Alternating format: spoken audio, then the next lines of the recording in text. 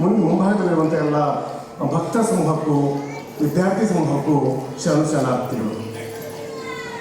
ದೇಶ ಗುರಿಯಾಗಿ ಲಯವಾಗಿ ಹೋದವರ ಕಂಡೆ, ತಮಂದ ಗುರಿಯಾಗಿ ಲಯವಾಗಿ ಹೋದವರ ಕಂಡೆ, ಕಾಮ ಗುರಿಯಾಗಿ ಬೆಂದು ಹೋದವರ ಕಂಡೆ, ನೀ ಗುರಿಯಾಗಿ ಹೋದವರನ್ನು ನಾನೂ ಕಾಣೆ ಮಹೇಶ್ವರ.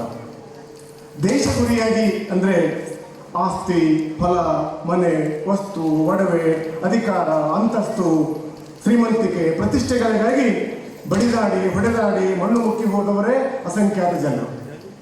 ತಮಂದ ಎಂದರೆ ಅಜ್ಞಾನ, ಅಸೂಯೆ, ದ್ವೇಷ, ಅಹಂಕಾರ, ಹುಮ್ಮತನ, ಬುದ್ಧಿಗೇಡಿತನ, ಹೊಟ್ಟೆ ಕಿಚ್ಚು, ದಿಮಾಕು, ಸಣ್ಣತನ, ಹಪಾಪಿತನ, ಮೌಢ್ಯತನ ಮುಂತಾದ ಮನೋದೈಹಿಕ ವ್ಯಸನಗಳಿಗೆ ಹಾಳಾಗಿ ಹೋದವರು ಅಸಂಖ್ಯಾತ ಮಂದಿ.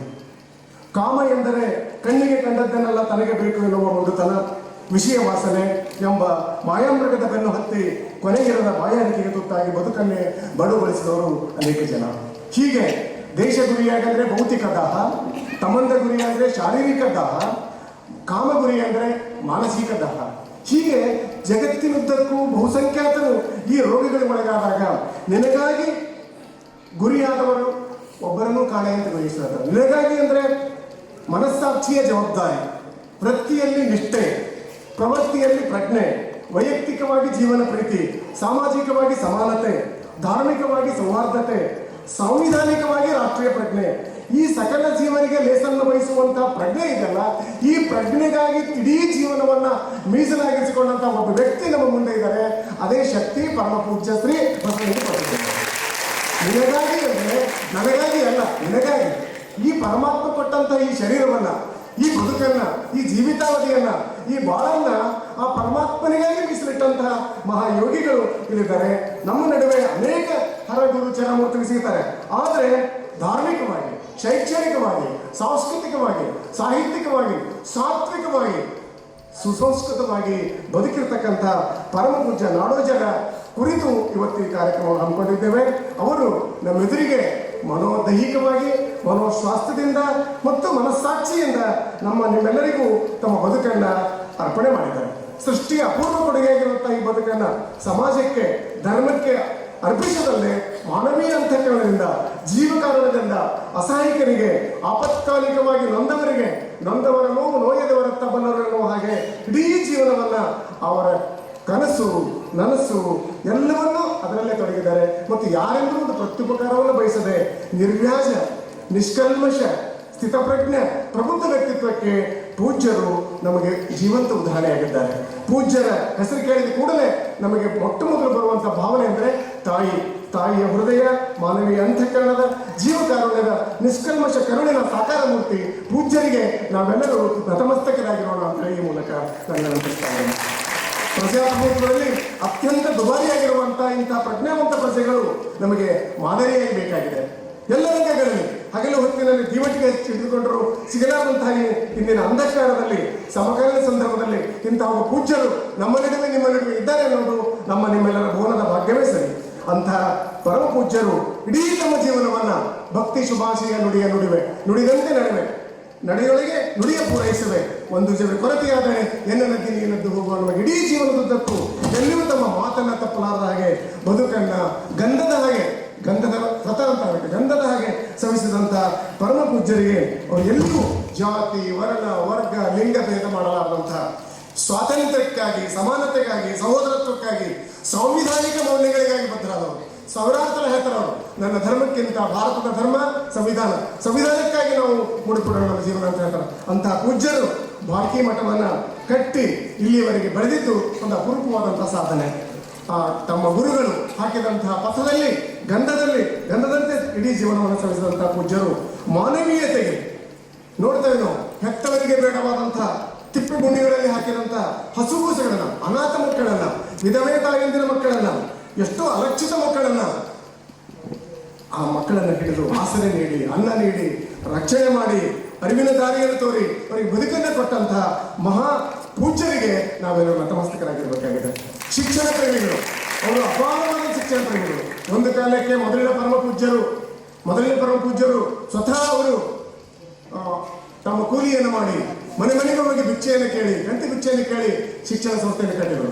ಇವರು 1992ರಲ್ಲಿ ವಿದ್ಯಾಪೀಠವನ್ನು ಪ್ರಾರಂಭಿಸಿದರು. ಪ್ರಾರಂಭದಲ್ಲಿ ಕೇವಲ 5-6 ಜನ ವಿದ್ಯಾರ್ಥಿಗಳು ತಾವೇ ಸ್ವತಃ ಶಿಕ್ಷಕರಾಗಿ 5-6 ಜನ ಮಕ್ಕಳಿಗೆ ಶುರು ಮಾಡಿದಂತಹ ಈ ಶಿಕ್ಷಣ ಸಂಸ್ಥೆ ಈಗ 20,000ಕ್ಕಿಂತ ಅಧಿಕ ವಿದ್ಯಾರ್ಥಿಗಳು, 2,000ಕ್ಕಿಂತ ಅಧಿಕ ಶಿಕ್ಷಕರು ನಿತ್ಯ ಪ್ರಸಾದವನ್ನು ಸೇವಿಸ್ತಾ ಇದ್ದಾರೆ. ಅನ್ನ ಪ್ರಸಾದ, ಅರಿವಿನ ಪ್ರಸಾದ, ಜ್ಞಾನ ದಾಸೋಹ, ಅನ್ನದಾಸೋಹ ಜೊತೆಗೆ ಆಸರೆಯನ್ನು ಕೊಡ್ತಾ ಇದ್ದಾರೆ. ಇದು ಮಾಡಿದಂತಹ ಸಾಮಾನ್ಯದ ಇಡೀ ಕರ್ನಾಟಕದಲ್ಲಿ ಇಂತಹ ಅಪರೂಪವಾದ ಸೇವೆ ಮತ್ತೆಲ್ಲಿ ನೋಡಿದೆ. ಜೊತೆಗೆ ಸರ್ವ ಜನಾಂಗದ ಶಾಂತಿಯ ತೋಟವನ್ನು ನಿರ್ಮಿಸಿದಂತಹ ಪೂಜ್ಯರು.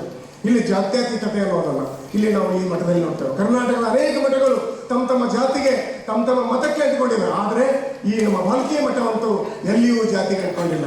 ಅವರ ಸ್ವತಃ ಊಟ ಮಾಡುವ ಪ್ರಸಾದ ಕೋಣೆಯಲ್ಲಿ ಎಲ್ಲ ಜಾತಿಯವರು ಬಂದವರ ಜೊತೆ ಪ್ರಸಾದವನ್ನು ಸ್ವೀಕರಿಸ್ತಾರೆ, ಸಹಪಂಕ್ತಿ ಭೋಜನ ಮಾಡ್ತಾರೆ, ಅಂತರ್ಜಾತಿ ವಿವಾಹಗಳನ್ನು ಏರ್ಪಡಿಸ್ತಾರೆ, ಸಾಮೂಹಿಕ ಕಲ್ಯಾಣ ಮಹೋತ್ಸವವನ್ನು ಏರ್ಪಡಿಸ್ತಾರೆ. ದೆಹಲಿಯಲ್ಲಿ ದಲಿತ ವರ್ಗದವರಿಗೆ ಲಿಂಗ ದೀಕ್ಷೆ ಮಾಡಿದಂತಹ ಸಾಧನೆ ನಮ್ಮ ಪರಮ ಪೂಜ್ಯರನ್ನು ನಾವು ನೆನಪಿಡಬೇಕು. ಪರಿಸರ ಸಂರಕ್ಷಣೆ ಇಡೀ ನಮ್ಮ ಕ್ಯಾಂಪಸ್ ನೋಡ್ತಾ ಇದ್ರು ನೀವು. ಪರಿಸರದಲ್ಲಿ ಎಲ್ಲಿಯೂ ಸಹಿತ ಒಂದು ಸಣ್ಣ ಕಸವನ್ನು ಬೀಳಾರ್ದೆ ಅಷ್ಟು ಪರಿಸರ ಸ್ವಚ್ಛತೆಯನ್ನ, ಪರಿಸರ ಪ್ರೀತಿಯನ್ನ, ಯಾರು ಪರಿಸರ ಪ್ರೀತಿ ಇದೆ ಮನೆಯಲ್ಲೇ ಇರ್ಬೋದು, ಮಠದಲ್ಲೇ ಇರ್ಬೋದು, ಶಿಕ್ಷಣ ಸಂಸ್ಥೆಯಲ್ಲೇ ಇರ್ಬೋದು, ಆ ಪರಿಸರ ನೈರ್ಮಲ್ಯ, ಆ ಮುಖ್ಯಸ್ಥನ ಒಂದು ಶುದ್ಧ ಹೃದಯಕ್ಕೆ ಸಾಕ್ಷಿ. ಇಡೀ ನಮ್ಮ ಗುರುಕುಲ ಅದಕ್ಕೆ ನಿದರ್ಶನವಾಗಿದೆ. ಅಂತಹ ಪರಿಸರ ಪ್ರೀತಿಯಲ್ಲದೆ ರೈತ ಮೇಳಗಳನ್ನ, ಅನೇಕ ಕೃಷಿ ಸಂಬಂಧಿ ಕೆಲಸಗಳನ್ನ ಸಹಿತ ಪೂಜೆ ಮಾಡ್ತಾ ಇದ್ದಾರೆ. ಈ ಸ್ವತಃ ನೀವು ನೋಡಬಹುದು, ದೇಶೀಯ ಆಕಳುಗಳು, ಸಾವಿರಾರು ದೇಶೀಯ ಆಕಳು ಇಲ್ಲಿ ಸಾಕಿದ್ದಾರೆ. ಅದಕ್ಕೆ ಸಾವಿರಾರು ಜನ ಕುಟುಂಬ ಬದುಕ್ತಾ ಇದೆ. ಇದು ಸಹಿತ ನಮ್ಮ ನಾಡಿಗೆ ಬೇಕಾದಂತ ದೊಡ್ಡ ರಾಷ್ಟ್ರೀಯ ಪ್ರಜ್ಞೆ. ಸಾಹಿತ್ಯಿಕವಾಗಿ, ಸಾಂಸ್ಕೃತಿಕವಾಗಿ ನೂರಾರು ಸಮಾವೇಶಗಳನ್ನು ಹಮ್ಮಿಕೊಂಡಿದ್ದಾರೆ. ಅಖಿಲ ಭಾರತ ಸರಳ ಸಾಹಿತ್ಯ ಸಮ್ಮೇಳನ, ಅಖಿಲ ಭಾರತ ಉರ್ಲಿಂಗ ಪೆದ್ದಿ ಮಠಾಧೀಶರ ಸಮ್ಮೇಳನ ಮತ್ತು ಸಂಗೀತ ಸ್ಪರ್ಧೆ, ಸಾಹಿತ್ಯಿಕ ವಿಚಾರಗಳು, ನಾಟಕೋತ್ಸವಗಳು, ಕಲಾವಿದರಿಗೆ, ಸಾಹಿತಿಗಳಿಗೆ, ಸಮಾಜ ಸೇವಕರಿಗೆ ನಿತ್ಯ ನಿತ್ಯ ನಿತ್ಯ ಉತ್ತೇಜನ ಕೊಡುವಂತಹ ಮಠ ಇದಾಗಿದೆ. ಕನ್ನಡ ಮಠ, ಕನ್ನಡ ಜಂಗಮ ಮಠ ಅಂತಂದ್ರೆ ಗಡಿನಾಡಿನಲ್ಲಿ ಒಂದು ಕಾಲದಲ್ಲಿ ಗಡಿನಾಡು ಅಂದ್ರೆ ಮೈಸೂರು ಭಾಗದವರಿಗೆ, ಮಂಗಳೂರು ಭಾಗದವರಿಗೆ, ನಮ್ಮ ಬೀದರ್, ಕಲಬುರಗಿ ಭಾಗ ಅಂದ್ರೆ ಇವು ಎಲ್ಲ ಅಸ್ಪೃಶ್ಯರು ಅಂತ ಹೇಳ್ತಿದ್ರು ನಮಗೆ. ಎಂತೆಂತಹ ಮಹನೀಯರು ಸಹಿತ ಅಂತಹ ಭಾಗದಲ್ಲಿ ಪೂಜ್ಯ ಚನ್ನಬಸವ ಪಟ್ಟದೇವರು, ಕಂಬಳಿ ಬಾಬಾ ಅವರು, ಜೈದೈ ತಾಳಿಗಾಡ್ ಅವರು, ದೊಡ್ಡಪ್ಪ ಅವರು ಇಲ್ಲಿ ನಾಟಿಸಿದಂತಹ, ಇಲ್ಲಿ ಬಿತ್ತಿದಂತಹ ಕನ್ನಡದ ಒಂದು ಬೀಜ ಈಗ ಹೆಮ್ಮರವಾಗಿ ನಿಮ್ಮೆದುರು ಕಾಣ್ತಾ ಇದೆ. ಅಂತಹ ಒಂದು ವ್ಯವಸ್ಥೆ ಖಾಸಗೀಕರಣದಿಂದ, ವ್ಯಾಪಾರೀಕರಣದ ನಡುವೆ ಮಾನವೀಯ ಅಂತಃಕರಣದಿಂದ ಒಂದು ಶಿಕ್ಷಣ ಸಂಸ್ಥೆ ನಡೆಸ್ತಕ್ಕಂಥ ಪೂಜ್ಯರು ನಮ್ಗೆಲ್ಲರಿಗೂ ಆದರ್ಶಪ್ರಾಯರಾಗಿದ್ದಾರೆ. ಜೊತೆಗೆ ಬಸವತತ್ವ ಪ್ರಸಾರಕ್ಕಾಗಿ ತಮ್ಮ ಜೀವನವನ್ನು ಮುಡಿಪಿಟ್ಟಿದ್ದಾರೆ. ಭಾರತದಲ್ಲಷ್ಟೇ ಅಲ್ಲ, ವಿದೇಶದಲ್ಲಿ, ಕರ್ನಾಟಕದಲ್ಲಷ್ಟೇ ಅಲ್ಲ, ಮಹಾರಾಷ್ಟ್ರದ ಎಲ್ಲ ಜಿಲ್ಲೆಗಳಲ್ಲಿ, ಆಂಧ್ರ ಪ್ರದೇಶದ ಎಲ್ಲ ಜಿಲ್ಲೆಗಳಲ್ಲಿ ಮನೆ ಮನೆಗೆ ಬಸವತತ್ವ ಪ್ರಸಾರವನ್ನು ಮುಟ್ಟಿಸಿದಲ್ಲದೆ ತಮ್ಮ ವ್ಯಕ್ತಿತ್ವ ವಿಕಾಸಕ್ಕಾಗಿ, ಇಡೀ ಮಕ್ಕಳ ವ್ಯಕ್ತಿತ್ವ ವಿಕಾಸಕ್ಕಾಗಿ ನಿತ್ಯ ನೊಂದವರ ನೋವಿಗೆ ಸ್ಪಂದಿಸುವಂತಹ ಪೂಜ್ಯರು ಅಂತಂದ್ರೆ ಎಲ್ಲೋ ಮಠದಲ್ಲಿ ಕೂತು, ಒಂದು ಪೀಠದಲ್ಲಿ ಕೂತು ಆಶೀರ್ವಚನ ನೀಡುವಂತಹ, ಯಾವುದೋ ತಾಯಿತ ಬುದ್ಧಿ ಕೊಡುವಂತಹ ಪೂಜ್ಯರಲ್ಲವರು ಮನೆ ಮನೆಗೆ ಹೋಗಿ ಆ ಮಕ್ಕಳ ವ್ಯಕ್ತಿತ್ವವನ್ನ ವಿಕಸನ ಮಾಡುವಂತ, ಅವಳ ವ್ಯಕ್ತಿತ್ವವನ್ನು ಅರಳಿಸುವಂತಹ ಅಂತಹ ಪೂಜ್ಯರು ಇವರು. ಶ್ರಾವಣ ಮಾಸ ಇರಲಿ, ಯಾವುದೇ ಇರಲಿ, ಯಾವ ಸೋಮವಾರ ಇರಲಿ, ಅಮಾವಾಸ್ಯೆ ಮತ್ತು ಅಮಾವಾಸ್ಯೆ ಇರಲಿ, ಯಾವುದೇ ಇರಲಿ, ಶರಣ ಸಂಗಮ, ಬಸವ ಧರ್ಮ ಪ್ರಸಾರ ಸಂಸ್ಥೆ, ವ್ಯಕ್ತಿತ್ವ ಶಿಬಿರ ಯೋಜನೆ ನಿತ್ಯ ನಿತ್ಯ ಎಷ್ಟು ಕೆಲಸ ಮಾಡ್ತಾ ಇದ್ದಾರೆ ನೋಡ್ತಾ ಇದ್ದೇವೆ ನಾವು. ಬಿಡುವಿಲ್ಲದ ಅವಿಶ್ರಾಂತ ಜೀವನವನ್ನ ಇವರು ಮಾಡ್ತಾ ಇದ್ದಾರೆ. ಅದು ನಾವು ನೆನಪಿಡ್ಬೇಕಾಗಿದೆ. ಪುಸ್ತಕ ಪ್ರೀತಿ, ಅವರು ಕೇವಲ ಸ್ವತಃ ಸಾಹಿತಿಗಳವರು, ಸ್ವತಃ 43 ಪುಸ್ತಕಗಳನ್ನು ಬರೆದಿದ್ದಾರೆ ಅವರು, ಸ್ವತಃ 43 ಮತ್ತು ಜೊತೆಗೆ 400 ಪುಸ್ತಕಗಳ ಸಂಸ್ಥೆಯಲ್ಲಿ ಪ್ರಕಟ ಆಗಿದ್ದಾರೆ. 400 ಅಂದ್ರೆ ಸಾಮಾನ್ಯವಲ್ಲ. ಒಬ್ಬ ವಿಶ್ವವಿದ್ಯಾಲಯ, ನಾನು 2 ವಿಶ್ವವಿದ್ಯಾಲಯ ಕೆಲಸ ಮಾಡಿದೆ, ವಿಶ್ವವಿದ್ಯಾಲಯದಲ್ಲಿ ಇಷ್ಟು ಪುಸ್ತಕ ಪ್ರಕಟ ಆಗಿಲ್ಲ.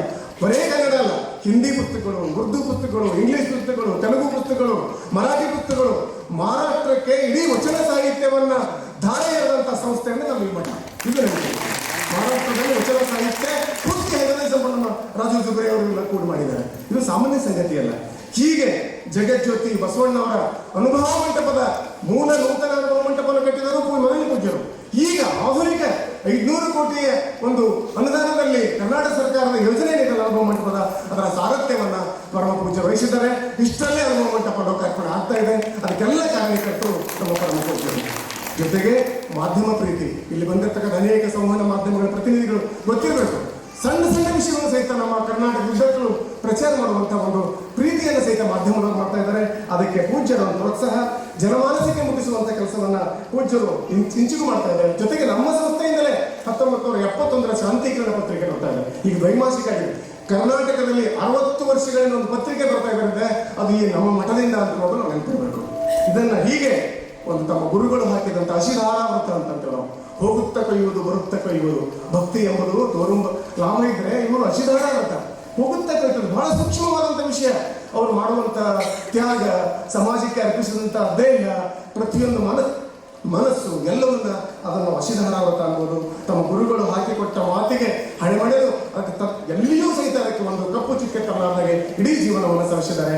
ಇವರಿಗೆ ಕರ್ನಾಟಕ ಸರ್ಕಾರ ಬಸವಶ್ರೀ ಪ್ರಶಸ್ತಿ ಕೊಟ್ಟಿದೆ, ರಾಜ್ಯೋತ್ಸವ ಪ್ರಶಸ್ತಿ ಕೊಟ್ಟಿದೆ, ಅನೇಕ ವಿಶ್ವವಿದ್ಯಾಲಯಗಳು ಗೌರವ ಡಾಕ್ಟರೇಟ್ ಕೊಟ್ಟಿವೆ, ಇತ್ತೀಚೆಗೆ ಕನ್ನಡ ವಿಶ್ವ ನಾಡೋಜ ಪ್ರಶಸ್ತಿ ಕೊಟ್ಟಿದೆ. ಜೊತೆಗೆ ಇವರು ಸಹಿತ ಕೆರೆಯ ನೀರು ತೆರಿಗೆ ಚೆಲ್ಲುವಂತೆ ಸಾವಿರಾರು ಪ್ರಶಸ್ತಿಗಳ ನಿತ್ಯ ಪ್ರಶಸ್ತಿಗಳನ್ನ, ಬಸವಶ್ರೀ ಪ್ರಶಸ್ತಿ ಮರಾಠಿ ಮತ್ತು ತೆಲುಗು ಸಾಹಿತ್ಯಗಳು ಕೊಡ್ತಾ ಇದ್ದಾರೆ, ಉತ್ತಮ ಮಕ್ಕಳ ಸಾಹಿತ್ಯಗಳು ಕೊಡ್ತಾ ಇದ್ದಾರೆ, ಬೀದರ್ ಜಿಲ್ಲೆಯ ಸಾಹಿತ್ಯ ಕೊಡ್ತಾ ಇದ್ದಾರೆ, ಜಂಬಲ್ದೀನಿ ಪ್ರಶಸ್ತಿ ಕಲಾವಿದರಿಗೆ, ಸಂಗೀತ ಕಲಾವಿದರು ಕೊಡ್ತಾರೆ, ಖಂಡೇರಾವ್ ಪ್ರಶಸ್ತಿ ಚಿತ್ರಕಲಾವಿದರಿಗೆ ಕೊಡ್ತಾ ಇದ್ದಾರೆ, ಸಾಹಿತಿಗಳಿಗೆ ಜಿ.ಬಿ. ವಿಸಾಜಿ ಪ್ರಶಸ್ತಿ ಕೊಡ್ತಾ ಇದ್ದಾರೆ, ಸಂಶೋಧಕರಿಗೆ ಕಲಬುರಗಿ ಪ್ರಶಸ್ತಿ ಕೊಡ್ತಾ ಇದ್ದಾರೆ, ಸಂಶೋಧನಾ ಪ್ರಶಸ್ತಿ ಕೊಡ್ತಾ ಇದ್ದಾರೆ, ಜಯಲಲಿತಾ ನಿಗಡ ಪ್ರಶಸ್ತಿ ಕೊಡ್ತಾ ಇದ್ದಾರೆ. ಅನುಭವ ಮಂಟಪದಲ್ಲಿ ನೂರಾರು ಪ್ರಶಸ್ತಿಗಳನ್ನು ಕೊಡ್ತಾ ಇದ್ದಾರೆ. ಒಂದು ಕಾಲದಲ್ಲಿ ಬಸವ ಕಲ್ಯಾಣ, ನಾನು ಅಲ್ಲಿ 9 ವರ್ಷ ಸೇವೆ ಮಾಡಿದ್ದೇನೆ. ಒಂದು ಕಾಲದಲ್ಲಿ ಬಸವ ಕಲ್ಯಾಣದಲ್ಲಿ ಬಸವೇಶ್ವರ ದೇವಸ್ಥಾನದಲ್ಲಿ 10 ಜನ ಶ್ರಾವಣದಲ್ಲಿ ಕೊಡ್ತಿದ್ದಾರೆ. ಈಗ ಸಾವಿರ ಜನರು ಬಸವ ಕಲ್ಯಾಣದಲ್ಲಿ ಅನುಭವ ಮಂಟಪದ ಡೈಲಿ ಕಾರ್ಯಕ್ರಮ ನೋಡ್ತಾ ಇದ್ದೀವಿ ನಾವು. ಅದಕ್ಕೆಲ್ಲ ಕಾರ್ಯಕರ್ತರಂದ್ರೆ ಪೂಜ್ಯ ಬಸವಲಿಂಗ ಕೊಟ್ಟಿದ್ದೇವರು. ಹೀಗೆ ಅವರ ಮೇಲೆ ಈಗಾಗಲೇ 3 ಮೊದಲನೇ ಪೂಜ್ಯರ ಮೇಲೆ 2 ಅಭಿನಂದನೆ ಗಂಟು ಬಂದಿವೆ, ಇವ್ರ ಮೇಲೆ 2 ಅಭಿನಂದನೆ ಗಂಟು ಬಂದಿವೆ, ಇಡೀ ಸಂಸ್ಥೆಯ ಮೇಲೆ 2 PhD ಆಗಿವೆ, 2 MPhil ಆಗಿದೆ. ಇದೆಲ್ಲ ಅಲ್ಲದೆ ನಾವು ಈ ಕಮ್ಮಟದ ಮೂಲಕ, ಈ ವಿಚಾರಸಂಕಿರಣ ಮೂಲಕ ಹೇಳೋದಂದ್ರೆ, ಇಲ್ಲಿ ಬರುವಂತಹ 18 ಉಪನ್ಯಾಸಗಳು, 6 ಗೋಷ್ಠಿಗಳು, 18 ಉಪನ್ಯಾಸಗಳು, ಉದ್ಘಾಟನೆ ಮತ್ತು ಸಮಾರೋಪ, ಒಂದು 25 ಲೇಖನಗಳ ಮತ್ತು ಸಾರ್ವಜನಿಕವಾಗಿ ನಾವು ಆಹ್ವಾನ ಮಾಡಿದ್ದೇವೆ. ಈ ಅಮೃತ ಮಹೋತ್ಸವದ ವಿಶೇಷ ಸಂಪುಟವು ಸಹಿತ ಬರುವ ಡಿಸೆಂಬರ್ 21-22ರಲ್ಲಿ ಪೂಜ್ಯರ ಪುಣ್ಯ ಸ್ಮರಣೋತ್ಸವ ದಿನ ಅದು ಬಿಡುಗಡೆ ಆಗ್ತದೆ. ಎಲ್ಲ ಉಪನ್ಯಾಸಕರಿಗೆ ಸಹಿತ ನಾನು ಈ ಮೂಲಕ ವಿನಂತಿ ಮಾಡ್ತಾ ಇದ್ದೇನೆ, ಎಲ್ಲರೂ ಬರೀ ಮಾತಾಡಿ ಗಾಳಿಯಲ್ಲಿ ಹೋಗೋದು ಬೇಡ, ಪ್ರತಿಯೊಬ್ಬರು ಲೇಖನವನ್ನು ಬರೆದು ನಮಗೆ ಕೊಡಬೇಕು. ಪೂಜ್ಯರ ಪ್ರಧಾನ ಸಂಪಾದಕರು ಗುರುಬಸವ ಪಟ್ಟದೇವರಿದ್ದಾರೆ, ನಮ್ಮ ಸಹ ಸಂಪಾದಕರು ಜುಬ್ರೆಯವರಿದ್ದಾರೆ. ಈ ಕೆಲಸವನ್ನು ನಾವು ಪ್ರಾಮಾಣಿಕವಾಗಿ ಮಾಡೋಣ. ಈ ನಿಟ್ಟಿನಲ್ಲಿ ಇವತ್ತಿನ ಮುಂದಿನ 6 ಗೋಷ್ಠಿಗಳಲ್ಲಿ ಉಪನ್ಯಾಸಕರ ವಿನಂತಿ. ಈಗಾಗಲೇ ಸಮಯ ಇವತ್ತು ಬಹಳ ಮೊದಲಿನ ಸಮಯಕ್ಕಾಗಿ ಕ್ಷಮೆಯನ್ನು ಕೇಳ್ತಾ, ಇನ್ನು ಮುಂದೆ ಸಮಯ ಪ್ರಕಾರ ನಾವು ಕಾರ್ಯಕ್ರಮ ವಿಚಾರ ಸಂಕಿರಣ ಅಂದ್ರೆ ಇದು ಸುಮ್ಮನೆ ಜಾತ್ರೋತ್ಸವ ಅಲ್ಲ, ಬಹಳ ಅಚ್ಚುಕಟ್ಟಾಗಿ ಶಿಸ್ತಿನಿಂದ, ಸಭ್ಯತೆಯಿಂದ, ಸಮಯಪೂರ್ವಕವಾಗಿ ನಡೀಬೇಕು. ಉಪನ್ಯಾಸಕರು ಹೆಚ್ಚಿನ ಸಮಯ ಪ್ರಜ್ಞೆ ಇದೆ ಸಾಕು. ನಾವು ಯಾರು ಹೇಳಬೇಕಾಗಿಲ್ಲ.